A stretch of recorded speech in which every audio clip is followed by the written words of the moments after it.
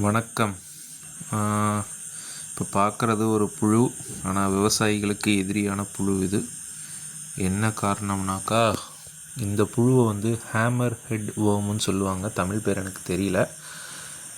இது என்ன பண்ணணுன்னாக்கா, மேலே இதுக்கு பேர் காரணம் என்னதுனாக்கா, தலையில் சுற்றி மாதிரி ஒன்று இருக்கும். அதனால் அதை அப்படின்னு சொல்லுவாங்க. அதுதான் ஏன் எதிரின்னு சொல்கிறாங்கனாக்கா, விவசாயிகளுக்குன்னு சொல்லிட்டு நம்பக்கூடிய நல்ல பூச்சியான மண்புழுக்கள், அது என்ன நாக்குப்பூச்சியா அப்படின்னு ஒரு சிலர் சொல்லுவாங்க, அதனுடைய புழுக்களை உண்ணக்கூடிய ஒரு புழு வகை தான் இது.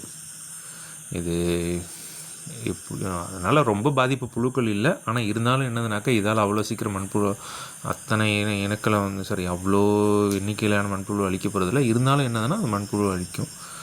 இது வெளிநாடுகளில் இருந்ததுன்னு சொல்கிறாங்க. வெளிநாட்டில் இருந்து நம்ம ஊருக்கு இந்த செடிகளை ஏற்றுமதி இறக்குமதி வர்த்தகம் செய்யும் பொழுது அங்கேருந்து இங்கே வந்ததாகவும் சொல்கிறாங்க. ஸோ இதை பார்த்தாக்கா கொஞ்சம் அழிக்கிறதுக்கு உண்டான வழியை பாருங்கள். அண்ட் இது என்னதுனாக்கா, கால்நடைகள் உண்ணுச்சுனாக்கா இதில் உடம்புலேருந்து வர்ற ஒரு மாதிரி திரவத்தினால் கால்நடைகளுக்கும் பாதிப்பு வரும். பிராணிகள், கோழிகளுக்கோ வாத்துகளுக்கோ அதுக்குங்கிற மாதிரி சொல்கிறாங்க.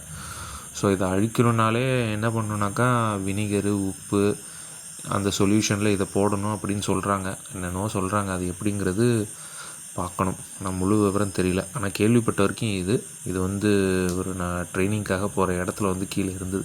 என்னடா வித்தியாசமாக இருக்குதேன்னு சொல்லிட்டு சர்ச் பண்ணி பார்க்கும்போது அப்புறம் தான் இதனுடைய விவரங்கள்லாம் புரிஞ்சுது.